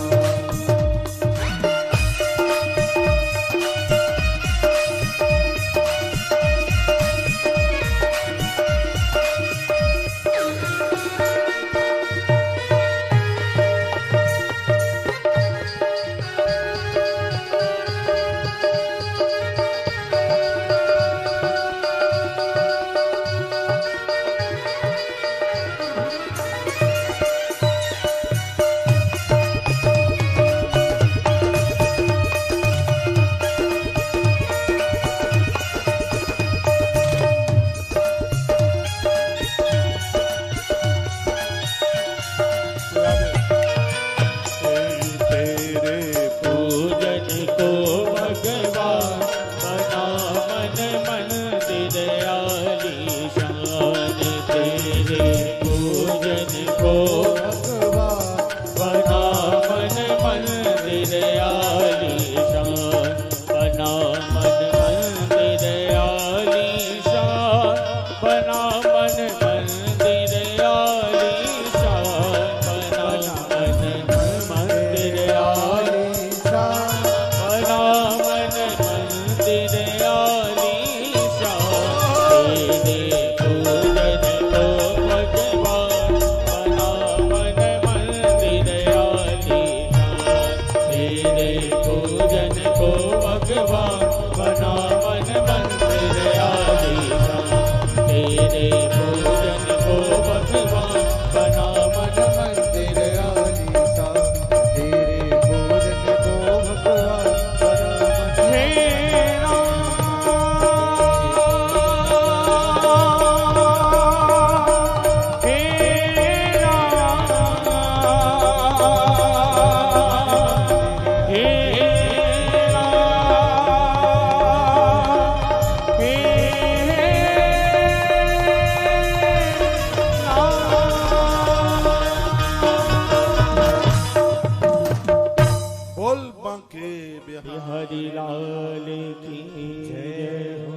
आइए श्रीमद् भागवत के 8वें स्कंद में हम प्रवेश कर रहे हैं। आप बोलेंगे क्या? ओम नमो भगवते वासुदेवाय। ओम नमो भगवते वासुदेवाय। राजो वाचः, राजा परीक्षित ने पूछा, बादरायण एतत्ते श्रोतमीक्षा महे वयम हरि यथा गजपतिम ग्राहाग्रस्ताम उपुच्यथ। हे गुरुदेव, डूबते हुए हाथी को ग्राह के मुख से जकड़े हुए उस गज को भगवान नारायण ने कैसे मुक्त किया? हम गजेंद्र की कथा सुनना चाहते हैं। भागवत में इसके माध्यम में लिखा है, घोर गरीबी दूर होती है जो गजेंद्र मोक्ष की कथा सुनते हैं। भागवत अधूरी रह जाएगी यदि गजेंद्र मोक्ष की कथा नहीं होगी तो हम गजेंद्र मोक्ष की तरफ चलते हैं। बड़ी अद्भुत कथा है, सुनिए। श्री सुकुवाच, भगवान सुखदेव कहने लगे कि आशीद गिरिवरु राजन त्रकूटा इति विश्रुता क्षीरोदिनावृत श्रीमान योजनायुतमुक्षिता। परीक्षित, क्षीर सागर में एक त्रिकूट नाम का एक प्रसिद्ध सुंदर एवं श्रेष्ठ पर्वत था। बहुत ऊंचा था, 10,000 योजन की जिसकी ऊंचाई थी। उसकी लंबाई चौड़ाई भी चारों तरफ से इतनी ही थी। 10,000 योजन यानी एक योजन में 4 कोस होता है, तो 40,000 कोस, उतना ही लंबा, उतना ही चौड़ा, ये उतना ही फैला हुआ था। इस पहाड़ के ऊपर एक हाथी रहता है अपने यूथ के साथ। उसका परिवार बहुत लंबा चौड़ा है। इसी पर्वत के नीचे उद्यान है, सरोवर है। उद्यान मृत मनमाना क्रीडम श्रेयोषिता, जिसमें देवी देवताओं का भी वहां आना होता है। उसकी कंदराओं में सिद्ध, चारण, गंधर्व, विद्याधर, नाग, किन्नर, अप्सराएं, ये सब विहार करते रहते हैं। पर्वत बड़ा अद्भुत है। इसके ऊपर रहने वाला हाथी उस पर्वत के घोर जंगल में बहुत सी हथनियों के साथ यह हमेशा विचरण करता रहता था। ततई कदा तदग्रकानन साश्रय करेण विरवायित युत शरण। एक दिन यह अपनी उन परिवार के साथ में और वह उसी सरोवर में पहुंच गया, ऐसा कथा में लिखा है। अंदर जल में प्रवेश किया, सुनने लायक कथा है। जल पिया इसने, अपने परिवार के बच्चों को, पत्नी को, सबको इसने नहलाया। सबको नहलाने के तत्पश्चात और फिर वह पानी में अंदर घुसता ही चला गया। उसी जल में एक ग्राह मगर रहता है, उसने इसके पाम को पकड़ लिया और उसके पाम को पकड़ करके अंदर पानी में इतनी जोर से अंदर लेकर के गया जिसमें हाथी पूरा का पूरा जल में जा रहा है। कभी वो खींच के किनारे पर ले आता है, कभी वो उसको खींच के अंदर ले जाता है। 1000 वर्ष तक ये युद्ध चलता रहा। हाथी तो थलचर प्राणी है, उसकी शक्ति कम होती रही, और ग्राह जलचर है, उसकी शक्ति बढ़ती रही। हाथी अपने परिवार के लोगों को पुकारता है, कहता है मैं पानी में पूरा चला गया हूं, मुझे बचा तो लीजिए। जब लोगों पर आपदाएं, विपदाएं, परेशानी, बीमारी, हारी दुखारी, तो परिवार को ही पुकारता है, मेरी मदद कर दीजिए, मेरे लिए कुछ कर दीजिए। ईश्वर उसको याद कहाँ आता है? द्रौपदी को भी तो ईश्वर याद कहाँ आया? पहले तो वो पांडवों को पुकार रही थी, पितामह भीष्म से शरण मांगती है, कुलगुरु कृपाचार्य से, द्रोणाचार्य से, उनको ही बोलती रही। जब उसको यह लगा कि दुनिया में मेरा अब कोई नहीं हो सकता, तब कहते हैं कृष्ण द्वारका वारे। भगवान को तो हम पुकारते हैं, लेकिन तब जब चारों तरफ से लगता है कि अब हमारा कोई नहीं है, तब कहते हैं कि भगवान अब परेशान है, अब बचा लो। इसी संदर्भ में इस कथा का गायन किया जा रहा है। कि हाथी कौन है? जीव ही तो हाथी है। त्रिकूट पर्वत क्या है? 3 गुण, रजोगुण, तमोगुण और सतोगुण, 3 गुणों से दुनिया बनी है। इसी संसार रूपी सरोवर में ये जीव ही आया है। यहां मोह का ग्राह बैठा हुआ है। ग्राह मोह है जो सबके पाम को जकड़े हुए, छोड़ नहीं रहा है। कैसे? जो 70, 75, 80 क्या 90 साल के हो गए हैं, वो भी अभी ये नहीं सोच रहे हैं कि हम मरासू रखें, हमें मरना है। उनको भी अभी इस बात का पता नहीं है, क्योंकि मोह रूपी ग्राह ने उनके पाम को पकड़ रखा है। और उनको ये लग रहा है मरेंगे थोड़े ही, हमारा तो टिंकू बचा लेगा हमें, उसके पास पैसा बहुत है, डॉक्टर को बुलाएगा, वो इंजेक्शन कूंच देगा, तो हमारे तो प्राण निकलेंगे ही नहीं। लेकिन भैया टिंकू का पैसा काम आवेगा नहीं। हाथी के साथ यही हुआ। उसने परिवार से किससे शरण नहीं मांगी, किससे नहीं कहा, और आखिर में तो परिवार के लोगों ने तो यही कह दिया कि तुम्हें तो जाना ही, आज नहीं तो कल, और हम यह चले। और प्राय यह ऐसा ही होता है। यदि कोई हॉस्पिटल में 3-4 महीना रह ले, फिर तो मन में बात आती है अब तो मम्मी पापा ज़्यादा दुखी हैं, परेशान हैं। बस अब तो हम भगवान से प्रार्थना करते हैं कि इनको ज़्यादा कष्ट नहीं भोगना पड़े। सब वो छोड़ छाड़ करके वो आ गए। कथा बिल्कुल यहीं घूम रही, इसको गज बनना पड़ा। इस सरोवर में हाथी बन करके आया और इसको पूर्व का होश आया और तब इसने भगवान की स्तुति करी है। जो गजेंद्र ने भगवान की स्तुति करी है श्रीमद् भागवत के 8वें स्कंद के 3 नंबर के अध्याय में, उसको गजेंद्र मोक्ष के नाम से जाना जाता है। बड़ा अद्भुत स्तोत्र है यह। घृत दिया जला करके भगवान नारायण की प्रतिमा को, तस्वीर को सामने रख करके यदि गजेंद्र मोक्ष का पाठ किया जाए तो घोर गरीबी का नाश हो जाता है। स्कंद पुराण में इसका महात्म्य में लिखा है कि यदि रात्रि को कोई गलत स्वप्न आप देख लेते हैं तो गजेंद्र मोक्ष का पाठ किया है तो उसका दुष्प्रभाव उसी समय समाप्त हो जाता है। नहीं तो भोर के सपने सत्य हो जाते हैं। मत्स्य पुराण में वर्णन है। उत्तरजटा ने देख लिया था ना सवेरे का सपना भोर में, सपने बानर लंका जारी, और वाने देखा जात दान सेना सब हमारी, और सपने बानर लंका जारी। उसने भोर में देखा तो लंका हनुमान जी ने जलाई दी। यदि कुछ ऐसा कोई स्वप्न देख लेते हैं, कुछ बेकार सपना देख लिया तो खड़े होकर बाथरूम जाइए, स्नान कीजिए, दोबारा मत सोइए, तो उसका प्रभाव खत्म हो जाएगा और आपसे बन जाता है। तो आप गजेंद्र मोक्ष का पाठ कीजिए।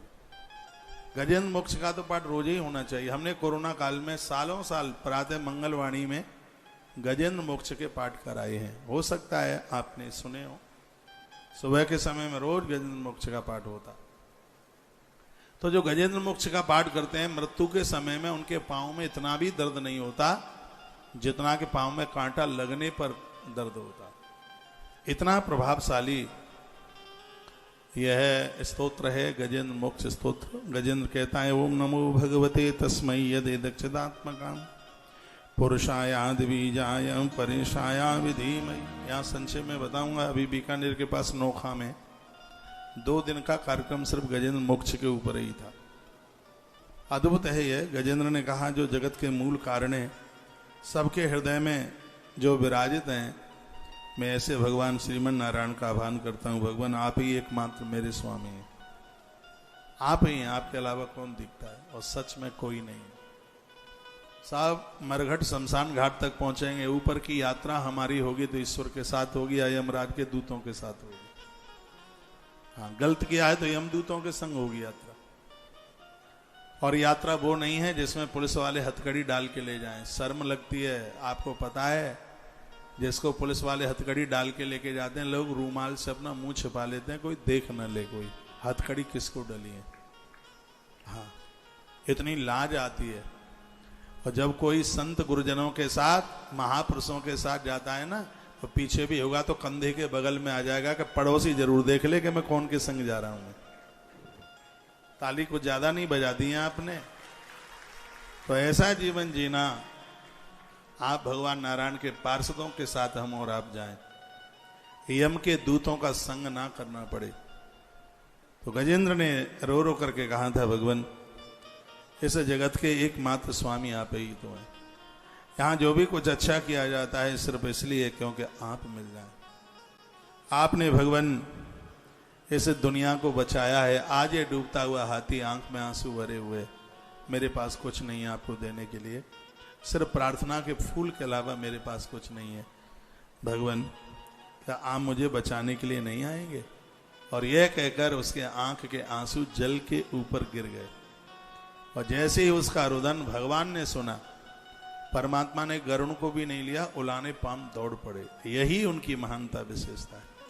पाम उलाने थे, पामों में कुछ भी नहीं था, और भगवान आकर के सरोवर के ऊपर छा गए। कथा कहती है हमें और आपको ईश्वर को बुलाने में देर लगती है, आंख का पलक ऊपर से नीचे गिरने में देर लगा देगा, लेकिन भक्त के लिए भगवान को प्रकट होने में इतनी भी देर नहीं लगती। भगवान सरोवर के ऊपर आके छा गए। भगवान ने कहा बेटा गज, मैं आ गया हूं तो रोना मत। वो स्तुति कर रहा है। वो कहता है गुड़ारणक छिन्न जितस्म आया तक्षु भविष्यत मानसाया। जैसे काष्ठ में अग्नि विराजित है भगवान, वैसे आप संसार के कड़ कड़ में विराजित। डूबते हुए हाथी ने भगवान के चरणों में एक पुष्प, एक सुमन समर्पित कर दिया। बात यह आती है कि हाथी जब पूरा का पूरा डूब रहा होगा तो उसके पास सुमन कहां से आया होगा। संस्कृत में सुमन का अर्थ होता है सुष्टुम मनः सुमन। इस हाथी ने अपने पवित्र निर्मल से मन को भगवान के चरणों में समर्पित कर दिया। पवित्र मन को ही सुमन कहते हैं। जब उसने पवित्र मन को, निर्मल मन को समर्पित किया तो भगवान को अपना वायदा याद आ गया। कौन सा? निर्मल मन जन सोही मोहि पावा। निर्मल मन जन सो मोहि पावा। मोहि कपट छल क्षेत्र भावा। निर्मल मन जन सो मोहि पावा। मोहि कपट छल क्षेत्र न भावा। निर्मल मन जन सो मोहि पावा। मोहि कपट छल क्षेत्र न भावा। भगवान कहते हैं छल छिद्रता कपटता मुझे कभी भाती नहीं है। उसे निर्मल मन चाहिए, पवित्र मन चाहिए। भगवान ने कहा कि मैं आ गया हूं। गजेंद्र से पहले भगवान ने, सुनिए, उस ग्राहक को पूछा, कहा यह बताइए कि तूने हाथी का पाँव क्यों पकड़ा। ऐसे वार्ता हो रही थी भगवान। ग्राह जानते हैं आप? पानी में रहने वाला एक जीव है, इसे मगरमच्छ भी कहते हैं। एक दूसरा इसका नाम है ग्राह। भगवान उससे बात करते हैं। प्रभु ने कहा देखिए, गलती करने वाले व्यक्ति को सीधे ही लाठी ठोक दो नहीं, समझिए गलती क्या हुई। क्या उसने गलती किया? भगवान ने ये नहीं कि सीधे चक्र चला दिया होगा, नहीं, भगवान ने बात करी उससे। तो आपके यहां भी लोगों से, आपकी कंपनी में, फैक्ट्री में उससे त्रुटि, उससे गलती होती है तो पहले समझिए कि गलती हुई क्या है। और आप ऐसे ही फरमान जारी मत कीजिएगा, पहले समझें, विचार करें। भगवान का संदेश है। तो भगवान ने पहले उसको परखा, उसको समझा और कहा कि भाई ये बता, इस हाथी ने तेरा क्या बिगाड़ा? तूने इसको 1000 वर्ष से परेशान किया, पैर पकड़कर तू घसीटता रहा है, इस बेचारे ने क्या बिगाड़ा है तेरा? बता तो सही। तो उसके आंख में आंसू आ गए। वो ग्राहक क्या कहने लगा, ये हुहू नाम का गंधर्व था पूर्व समय का, साधु के अपमान करने पर यह ग्राह बन गया। तो उसने कहा भगवान, मैं पानी में रहने वाला जीव हूं, मैं अभिशापित हूं, मुझे साधु का श्राप मिला है। आप कहते हैं भजन करो तब कल्याण होगा, आपके संत ऋषि मनीषी महर्षि सब कहते हैं भजन करो। अब पानी में रहने वाला जीव तो कहां से भजन करता? और मैंने यह सोचा कि यह जो गज नहाने को आया था, यह आपका पूर्व जन्म का भगत है इंद्रधुम्न। तो मैंने सोचा क्यों नहीं इसी की टांग से लटक लूं, जब ये तुम्हारे दरबार में आएगा तो खिंचता हुआ संग में मैं भी आ जाऊंगा, इसलिए मैं इसके चरण से लटक लिया। ताली में आनंद नहीं आया।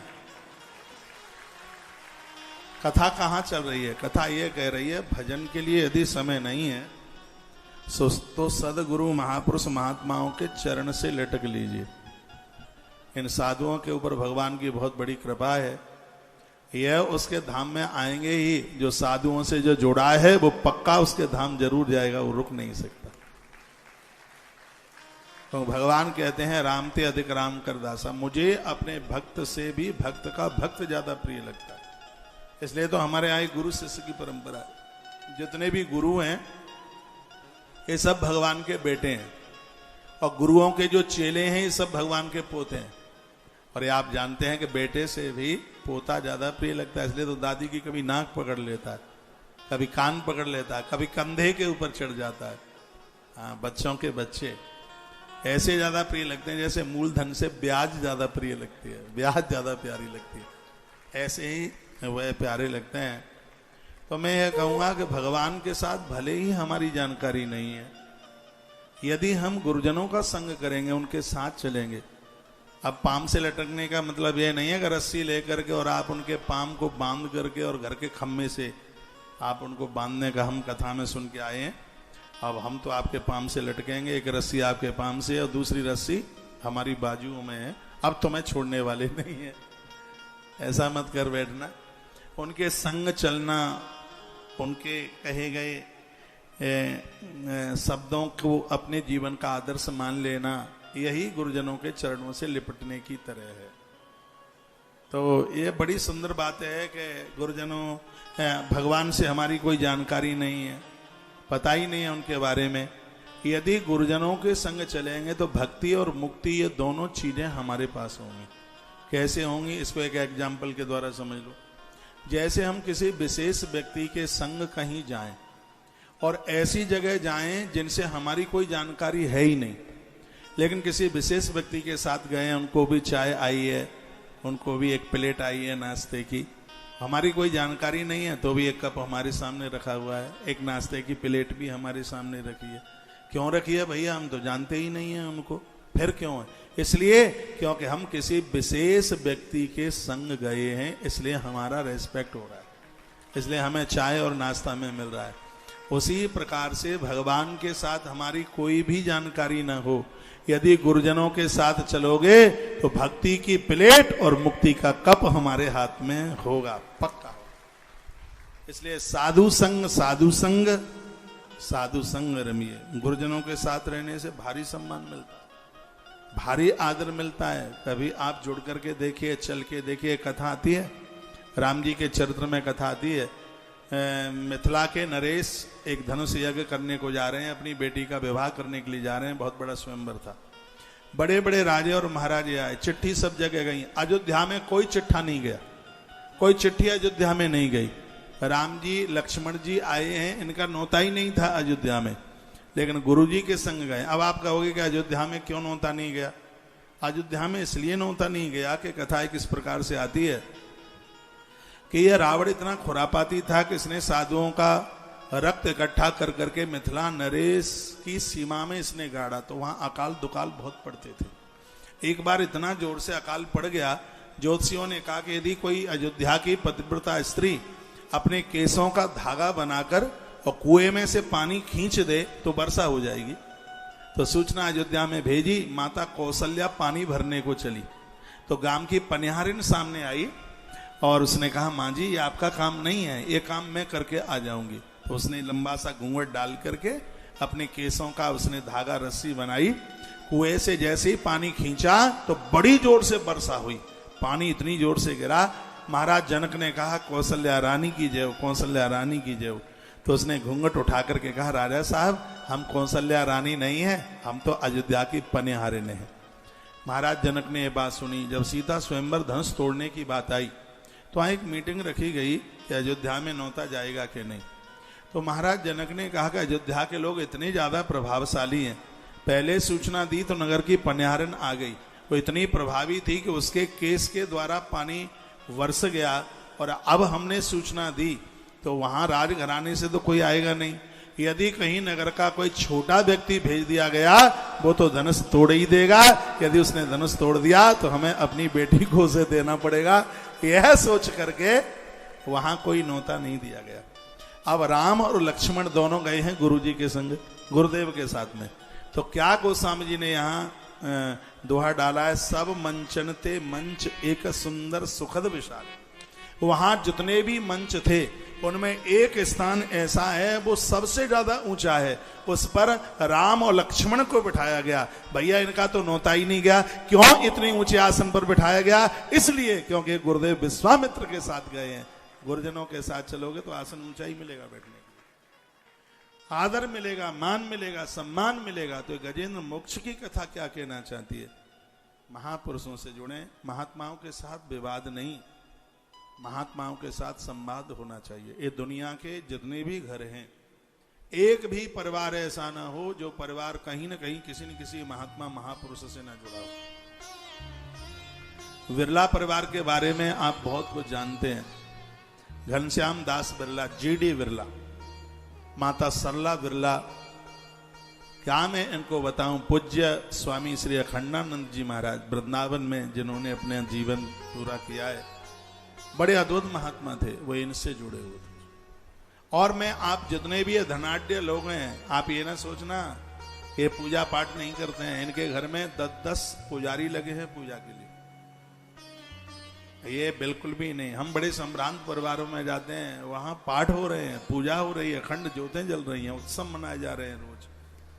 ऐसा नहीं है कि यह ईश्वर से अलग है, ये कहीं न कहीं किन्हीं न किन्हीं महापुरुष महात्मा से जुड़े हुए हैं। अब मैं थोड़ी प्राचीन बात में आता हूं। एक बहुत बड़ा क्षत्रिय राजा इस धरती पर हुआ जिसका नाम है छत्रपति शिवाजी। जन्म हुआ, माता जीजाबाई ने उसका नाम शिवा रखा, शिवा। यह बालक तब तक शिवा रहा जब तक इस परिवार को गुरु नहीं मिला, और जब तक गुरु नहीं मिला तब तक शिवा। और जैसे ही गुरु मिला, इस परिवार को कौन गुरु मिल गया? जिनका नाम है समर्थ गुरु रामदास। जैसे इस परिवार को समर्थ गुरु रामदास मिले तो जो शिवा थे वो छत्रपति शिवाजी महाराज बन गए। तो आप प्राचीन परंपराओं को भी आप देखिएगा कि वह गुरुजनों से जुड़े हुए थे। दशरथ राजा दशरथ ऐसे ही नहीं बन गए हैं, बहुत बड़े गुरु हैं उनके पास जिनका नाम है वशिष्ठ। मिथिला के नरेश, उनके पास भी एक बहुत बड़े गुरु हैं जिनका नाम है सदानंद, सतानंद जिनका नाम है, सतानंद उनका नाम है। तो हम प्राचीन परंपराओं को भी देखें तो वहां पर गुरुजनों का सदैव से आना और जाना रहा। गुरुओं के साथ विवाद नहीं, उनके साथ संवाद होना चाहिए। परिवार में कोई एक व्यक्ति भी जुड़ा है, कोई एक व्यक्ति भी जुड़ा है गुरुजनों से, तो पूरे परिवार का कल्याण हो जाता है। विभीषण बेचारा अकेला जुड़ा था, पूरी लंका राम ने तारित कर दी था। कभी गुरु लोग आपके घर आते हैं तो ये मत कहिए मम्मी के गुरु आए हैं कि पापा के गुरु आए हैं कि जीजी के गुरु आए हैं। साधु से भले किसी एक ने दीक्षा ली है, वह पूरे परिवार का गुरु है, पूरे परिवार का है वह गुरु।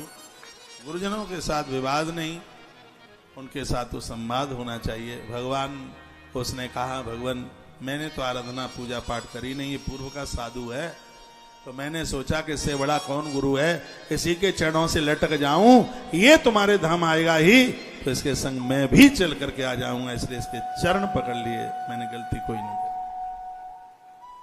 भगवान ने ग्राहक को अपना धाम दिया, सबसे पहले ग्राहक को, क्योंकि मैंने बोला है ना कि भगवान अपने भक्त से पहले भक्त का कल्याण करता है, तो सबसे पहले ग्राहक, क्यों ग्राहक ने इसका पांव पकड़ा, सबसे पहले भगवान ने ग्राहक को अपना धाम दिया। और उसके तत्पश्चात मेरे प्रभु ने गजेंद्र को एक मनुष्य का रूप दे दिया, एक तपोनिष्ठ मानव बन गया गजेंद्र। गरुण पर भगवान ने इस गजेंद्र को आगे बैठाया। 2 डंडे की साइकिल आपने देखी होगी, पहले साइकिल में आपने एक छोटी सी गद्दी देखी होगी, हम लोगों ने देखी है। पापा साइकिल चलाते हैं, छोटे से बच्चे को आगे बैठा देते हैं, कहीं बच्चा गिर ना जाए, एक हाथ से हैंडल, एक हाथ से उसका पेट पकड़ लेते हैं उस बच्चे का। बिल्कुल ऐसे ही भगवान ने गरुण के आगे ऐसे बिठा लिया है गजेंद्र को, जैसे बाप एक छोटे से बच्चे को अपने अग्रभाग में आगे बैठा लेता है। और भगवान उस गजेंद्र को लेकर के अपने धाम के लिए गए। ये दयालुता ईश्वर की, ये दयालुता भगवान की।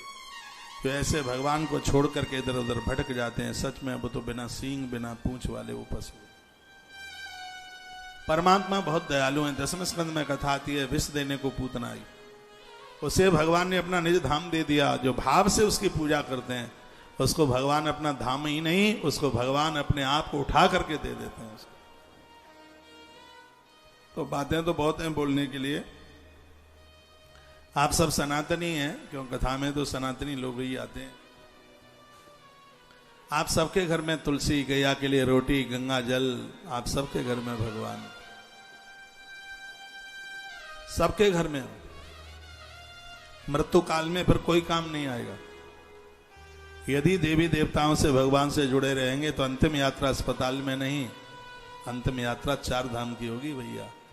सीधा वृंदावन जैसी धरती पर प्राण निकलेंगे, हॉस्पिटल में नहीं। ऐसा जीवन जिए। आप में बहुत परसेंट में ऐसे महानुभाव बैठे हैं जो घर की जिम्मेवारियों से पूरे हो गए, बच्चों को भी बच्चे हो गए, बेटियां अपनी कुशल अपनी ससुराल में पहुंच गई हैं। बड़े आनंद के साथ में जी रही हैं।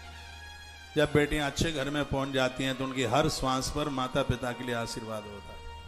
आप कहोगे बेटियां मम्मी पापा को आशीर्वाद, हाँ बेटी इतनी पूज्य है उसका आशीर्वाद ही लगता है। अच्छी जगह आपने गैया दे दी है, उसकी हर श्वास आपके पितरों को तृप्त करती है। और बेटी यदि अच्छे घर में आपके द्वारा पहुंच गई है, इसलिए तो बेटी किसी के दबाव से नहीं दी जाती। बेटी की हर श्वास से अपने माता पिता के लिए आशीष निकलते हैं, आशीर्वाद निकलते हैं। बेटियां अच्छे घर में पहुंच गई हैं, घर में बहू आ गई है, बेटों ने कमाना धमाना शुरू कर दिया है, आपकी जिम्मेदारी पूरी हो गई। मैंने तो यहां तक पढ़ा है, आपको 4 बेटे हैं, 4 बेटों को 1 मकान देना तुम्हारा धर्म है। 4 के लिए 40 इकट्ठे कर रहे हो, ये आपकी तृष्णा है, ये तृष्णा है आपकी। आपका धर्म तो 1 मकान 1 छत उनको दीजिए, और आप कोलू का बैल बन करके जी रहे हैं। बच्चों को ये भी दे जाएं, ये भी दे जाएं, ये भी दे जाएं। इनको वजन डालें, इनको फ्री फंड में अब मम्मी पापा बनाने में लगे हैं, उनको गृहस्थ का लोड आने दीजिए। आपने भी तो छोटी उम्र में सब कुछ संभाला है, बहुत छोटे से आप कमाने में लग गए, सब कुछ आपने अपने 20 नाखूनों से इकट्ठा किया है। ऐसा नहीं है कि रात्रि में कुबेर आए हों और चाबी तुम्हें बक्से की पकड़ा गए हों, बेटा जितना जरूरत हो इसमें से खर्च करते रहना, ऐसा तो हुआ नहीं है। सब आपने अपनी मेहनत के द्वारा इकट्ठा किया है। तो वह गुण वह संस्कार अपनी औलाद को दीजिए। कभी उनके पास बैठकर अपनी प्राचीन बातें बताया करें, उन्हें कहा करें बेटा हमारे पास तो कुछ भी नहीं था, गांव छोड़ करके आए थे, किराए के एक 9x12 के कमरे में रहते थे, वहीं स्टोव होता था, वहीं चूल्हा होता था, सब कुछ तो वहीं होता था, लेकिन यह पूर्वजों का आशीर्वाद रहा और भगवान की कृपा रही। बेटा आज हम लोगों के पास तरक्की इसलिए है क्योंकि हमारी संतान तुम लोग अच्छे निकल गए हो, हमारी यही पूंजी है। इन सब चीज़ों का बच्चों के ऊपर बड़ा असर पड़ता है। बच्चों को जीवनी बताइए, पुरानी बातें बताइए, प्राचीन बातें बताइए। आप ना बताएंगे तो इन सब चीज़ों का बड़ा असर होता है। कयाधु ने अपने बच्चे को बना दिया। प्रहलाद को बाप का तो सानिध्य नहीं मिला था क्योंकि बाप तो खतरनाक था, लेकिन प्रहलाद अपनी माँ के पास बैठते थे, इसलिए माँ को तो बहुत ही अच्छा होना चाहिए। बच्चे जितने माँ के पास बैठते हैं, पापा से तो भय डर ज्यादा लगता है, उतने बच्चे पिता के पास नहीं बैठते। तो माँ को इतना शालीन, इतना जगा हुआ, इतना कुशाग्र होना चाहिए। और बच्चे ज्यादा से ज्यादा माँ का अनुकरण बहुत करते हैं। जब कोई सामने वाला व्यक्ति पीटने को तैयार हो, मम्मी पापा दोनों खड़े हों, तो बेटा हमेशा माँ के ही पास जाएगा, क्योंकि उसको पता है कि पापा के साथ जाऊंगा, गलती मैंने की है तो कनपटी और पापा सेक देगा, लेकिन मम्मी मेरा पक्ष भी लेगी, मुझे पुचकारे भी और मुझे गले से भी लगा देगी। ज्यादातर ऐसे झुकाव माँ के प्रति होता है। तो माताओं को, तो माँ को, बहनों को तो बहुत ही अच्छा होना चाहिए, बहुत ही बढ़िया होना चाहिए। आप कहते हैं कि बच्चा इतना मोबाइल चलाता है कि रखता नहीं, ये मोबाइल चलाना उस बच्चे ने तुमसे ही तो सीखा है। तुम भी तो पूरे दिन चलाती रहती हो, तो वो भी सोचता रहता है कि मम्मी जब इतना चलाती है तो मम्मी से तो कुछ परीक्षा में नंबर ज्यादा ही लेके आने हैं, मोबाइल के कंपटीशन में मम्मी से तो ज्यादा ही नंबर लेके आना। बच्चे क्या करते हैं, जो बच्चे देखते हैं बच्चे वही तो करते हैं। आप ज्यादा मोबाइल चलाएंगे, आप झूठ बोलेंगे, आप अपने सास ससुर का आदर नहीं करेंगे, तो ये बच्चे फिर कभी अपनी बहू के साथ तुम्हारा आदर कैसे करें। मैं गुड़गांव में था, कुछ वर्ष हो गई है, और एक हकीकत बात मैं आपको बता रहा हूँ, थोड़ा ऐसे बजाइए कि मेरे श्लोक गड़बड़ ना हो। तो एक छोटा बच्चा था, 7-8 साल की उसकी उम्र थी। मुझे बच्चों के साथ बैठने में बहुत अच्छा लगता है, मैं उनके साथ खेलता हूँ। मैंने कहा बेटा बड़ा होकर के क्या बनेगा? उसने कहा इंजीनियर बनूंगा। मैंने कहा पैसा कमाएगा? वो कहता है हाँ। मैंने कहा पैसों से क्या करेगा? वो बोलता है कि गुड़गांव में मैं फ्लैट खरीदूंगा। ऐसे ही मैंने पूछ लिया कि फ्लैट में किस किस को रखेगा? तो बोलता है फ्लैट में मैं रहूंगा, मेरी पत्नी रहेगी और मेरे 2 बच्चे रहेंगे। वो बोलता है। मैंने कहा मम्मी पापा को तू नहीं रखेगा? वो उसकी आंख में आंसू आ गए। कहता है गुरुजी, यही कह करके वो बोला, कहता है 7-7.5 साल ही उसकी उम्र होगी, और ये सत्य है जो मैं आपके बीच में बोल रहा हूँ, बच्चे बहुत पकड़ते हैं। बच्चे ने कहा मैं मम्मी पापा को अपने साथ नहीं रखूंगा। मैंने कहा बेटा ऐसे नहीं बोलते। वो कहता है कि मैं छोटा हूं लेकिन बात में असली बोलता हूं। वो कहता है जब मेरे मम्मी पापा ने मेरे दादा दादी को अपने संग नहीं रखा, तो आप बताओ इनको फिर मैं अपने संग क्यों रखूंगा? आप ये ना सोचिएगा कि बच्चे कुछ नहीं समझते, ये बच्चे बहुत होशियार होते हैं। इनकी मेमोरी, इनकी दिमागी ताकत बहुत पकड़ने वाली होती है। ये वही सीख जाते हैं ये जो घर में जो देखते हैं। इनके सामने तो तुम्हें बहुत होशियार रह करके, बहुत होशियार रह करके आपको अपना टाइम, अपना समय बहुत होशियारी के साथ, ये नहीं है कि कुछ जानते नहीं, ये बोले भले नहीं, ये जानते सब है।